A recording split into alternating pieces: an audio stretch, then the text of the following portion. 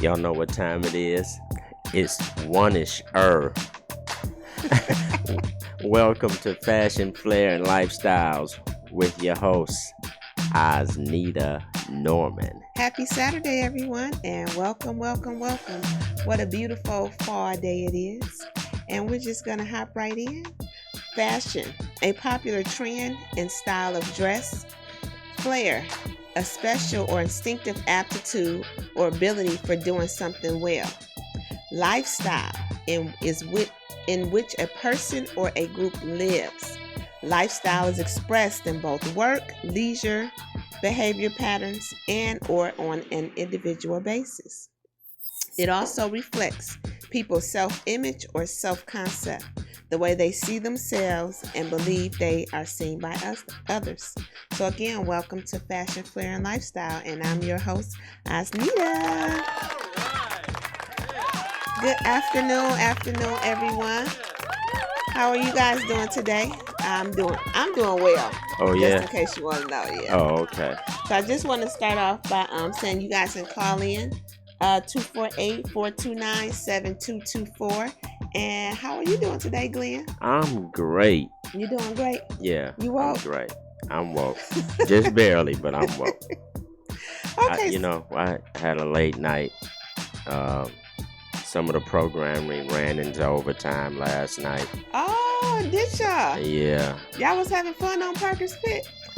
Yeah, we had a good time. Yeah, I like listening to his show. Yeah, he has I like a good the show. rating. I Yeah. always tend to call in like every other week. Yeah. So I can plug myself. Absolutely. That's just smart business. So I enjoyed some of the music they was playing last night. So I do tune in. Who else? I did listen to Big 50 this week as well. So I try to chime in and listen, to the other people on the network. Just kind of get a feel of who I'm working with, even though I don't see them. Yeah. So that was good. But today our topic is let's talk resale fashion. So I thought this was open mic.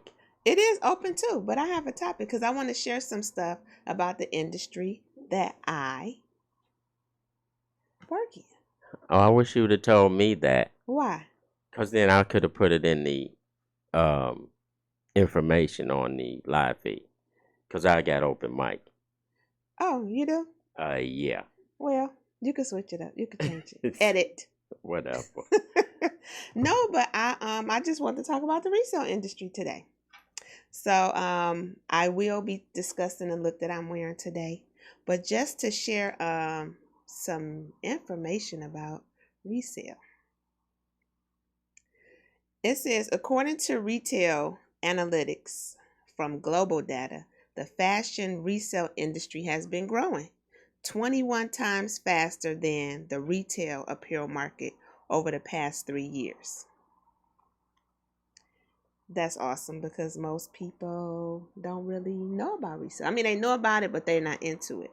So it says the explosive growth in resale can primarily be credited to changing consumer demographics. The consumers are millennials and Generation Z. Aged between Z. Yeah. Now we gotta okay. Yep. The Z's must be, I don't know the time frame. Let's see, the Xers are like the 2000s. So we'll find out who Generation Z's are. But it aged between 18 to 30 to 39. And those are the people who make up much of the buyer cohort for the resale industry. Currently, let's see. I lost my little spot. I had the numbers. Right, here it is. The resale market was in 2018 worth approximately $24 billion. Wow. In 2018. And within the next 4 years, it is expected to do numbers at up to $40 billion. Out of all the major constitutes the resale market leads the share of 50% or $10 billion in clothing, accessories, and shoes. That is that's awesome. Because most people don't really like people ask me all the time, like, why do I do resale, or where do I get my stuff from? And I always tell them, you have to have an eye for quality items. You got to be aware and up on the different brand names that exist out there. You have to know what your style is in order to even shop resale. Most people don't even know. They like fashion, but they don't know what the actual style is. Yeah. So Yeah. that's really something. Very interesting. Yeah. Yep. So Glenn, have you went and did your resale hunt that we spoke about last week? No, I haven't, but I'm looking forward to it. It's something that I've never done in my life. Only because and this is really a silly reason, but I'm very particular about what I wear and when I'm dressed up. When I wear high fashion, I really do believe and wear high fashion things. And I've just never thought that a resale store could satisfy my taste. But I've come to learn here recently that that's just not true. A good friend of mine in the music industry who dresses very, very well told me that he shops at this one particular resale spot in Royal Oak. So I told him, I said, I'm going to give it a try. I'm going to see if... How about you let me find something for you?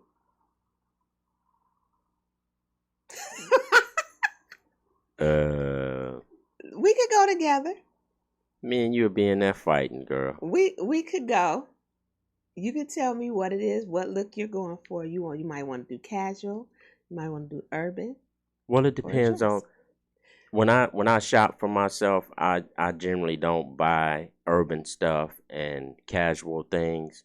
But it could be something outside of what your norm is, because when you shop resale, you are basically feeding your style. So you're looking for things that are different, not so much of things that you would that you would normally go and wear. I guess my style of dress in my mind is traditional and of very high quality, because I don't like to buy things over and over and over again. So I tend to buy things that don't change in style. Right, and that's the perks with resale, is because you do find you can buy classic pieces. Okay. Think about you go to estate sales, a lot of people pass away, or a lot of people... See, I've never been to an estate sale. Glenn, you've never... my goodness. I've never wanted to be bothered with other folks' stuff. And that's just crazy, stupid thinking. It's nothing. I'm like, you have to be selective. Yeah. So you can't just, like, some people, like, how can I put it? I just never wanted to be walking around in some dead dude's suit. Yeah, but you don't even... But guess what? That's the beauty of it. Somebody told you that this person has passed away, and you have an option to buy this item, right? Mm-hmm. Now, when you go to... The option is, he wore it. Right, but you don't know that. I mean, so they're telling you, at an estate sale, you do. Everything in this house belonged to someone, right? Listen to my point. Belonged to someone in this house. Mm-hmm. Okay? Now, when you go to Macy's, when you go to retail stores, how many times do you buy something and guess what? Somebody else has worn it and you don't know. How many times do you go in the... You mean in terms of someone tried it on? No, I'm saying in terms of someone buying it, wearing it, and bringing it back. I guess you make a point, valid point. But I don't shop at stores like Macy's. And I know, I hate to talk about eyes, because that's not, we're talking about really what people should do. Right. And should not do. Right. So but even if you don't shop in Macy's. I don't shop at department stores. Okay. Even your tailor. Or, is that not a tailor, but you're a customized, what is it? My tailor, yeah. Okay, your tailor. How do you know that suit that he's customizing for you? Well, if he's customizing it, see, it's a difference when you're buying off the rack. When you're buying off the rack, that's one thing. But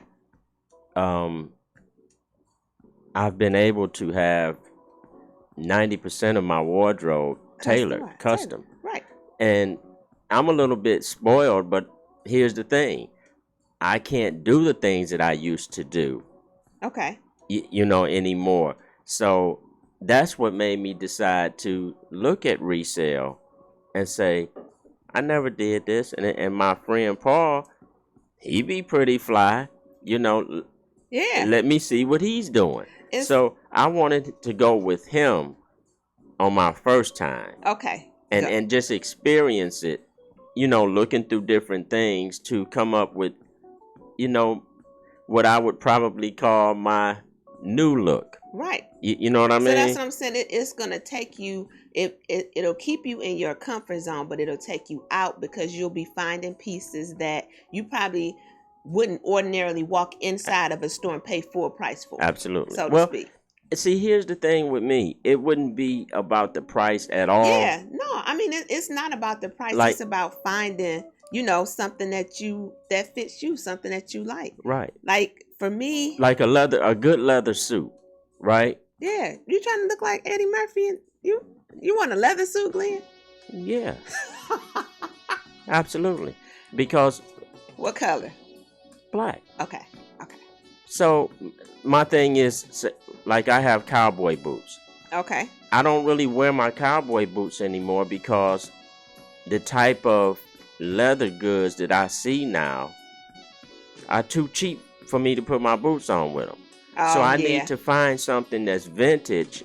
And see, that's where the resale pops in because it gives you those old classic quality pieces. Like you a loyal leather suit? Absolutely. I mean, I wear leather. I got a leather skirt that I wear, and I wore it to work one day, and the lady was like, "I didn't know they still wear leather skirts." But see, that's the thing. I was looking at her like. But that makes no sense to me. Statements like that make absolutely. But see, that's people who have no fashion and no style sense because.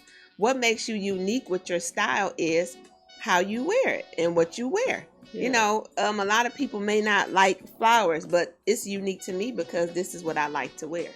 You know, and it works for me. I think fashion should be all about the individual. Yeah. I don't give a damn what they doing in Paris. Right. I mean, and it says the resale fashion industry is bigger and more disruptive than you think. So most, like I was in my earlier statement, I was saying how you go into the retail stores. They don't tell you that somebody has brought this item back. You don't even know how many people have tried this outfit, these pants, this shirt on. I'm telling you, hey, I might have wore this once. Somebody might have wore this twice. Or, you know, this was however I got the item, if it's mine or not. But you don't know that when you go in the retail store. So how many times have you went in but the percentage, you don't know, but the percentage of that happening is not very great. Glenn, yes it is, because I've done it before. Bought something, went out party. But that doesn't mean that the percentage is great. That just means it's happened to you before. It happens, and what I'm saying is that the resale industry tells you. The retail industry does not. Well, because the tag is still attached to that's it. And there's a reason that they don't. I mean, and it's fine. You know, I mean, it's fine, but people look at resale as if it's something negative, like it's. Well, I don't think so much that it's anything negative or that people even view it that way. It's just that usually when you're dealing with resale, you're dealing with things that people have discarded. Right. They either didn't get much wear out of them, or they're donating them the garments for their tax purposes, or there's a plethora of reasons. Well, you know what, I like for me, because I do consignment. So consignment is where, let's say you have a suit, right? Mm-hmm. And you might say, Nita, I want to get rid of this. I want to get rid of this suit, but you don't want to deal with selling it. Yeah, I wouldn't be messing with you though. Whatever. So I would take the suit, of course, sell it, and we split the proceeds, right? And we split the proceeds? Yes, because I'm working. I'm posting it. You know, I'm doing all the work to get the item sold. No, see, I got to tell you what you're gonna get off my stuff. Right. So you might want $300. Just say you wanted $300 for it. Mm-hmm. So we're gonna split it. So I'm gonna tell you, Glenn, if this doesn't sell in 30 days, or my max is like 90 days, do you want this suit back, or do you want me to keep, trying to sell it, or do you want me to donate it? Because after it sits for a while, you got to either sell it, put it on sale, or donate it. So it got to be something that you're willing to give up. Or if you want it back, I can give it back to you. Yeah, I want my stuff back. You want it back? I forgot. I was making my point, but anyway, you made me forget. But I know what it was. Is that people always ask me, Nita, where do you get your stuff, or how do you get your stuff? I don't know if that's, I'm not gonna say rude, but it's kind of like, after people ask me that so long, I kind of be like, I think that might be a little rude to ask me that, because if you have an idea of the industry, you have an idea of where or how I get my things. I don't think it's rude. I just think people ask questions that they really don't even need the answer to. But I don't think that I don't think that it's rude, because we're talking about an industry that the general public doesn't know a whole lot about. True. But so people, this is another one that gets me, is I have to tell people, because people say, well, oh girl, I got a whole lot of stuff that I can give you. I have to, in a nice way, let people know I'm not a thrift store. It's a difference in going to a thrift store and going to a resale shop or consignment shop. Thrift is literally, sometimes a little more below a resale, or it's just more, random stuff, any kind of thing, stuff people don't want. They don't have any like pots and pans. Yeah, but they don't have any standards as to what they will or won't accept. It's free game for all. So you might get something that's not got the lint bars on it, it's tore up, stuff like that. If I had a resale store, I'd be selling tires and screwdrivers and everything, right along with the clothes. Really? But somebody might need them though. It could be a one-stop shop. But then I've come to know that they are upscale resale stores. Yeah, my one friend said it's rude. That's like asking someone how much they paid for something and asking. Who is your one friend? My friend is Antoine. Well, why Antoine didn't call that number and say what he had to say? I don't know. Y'all should call in and we can have a full discussion live on air. 248-429-7224. I think it's rude for him to make comments and we can't defend ourselves, because I don't know what the hell he's saying over that. He said it's rude.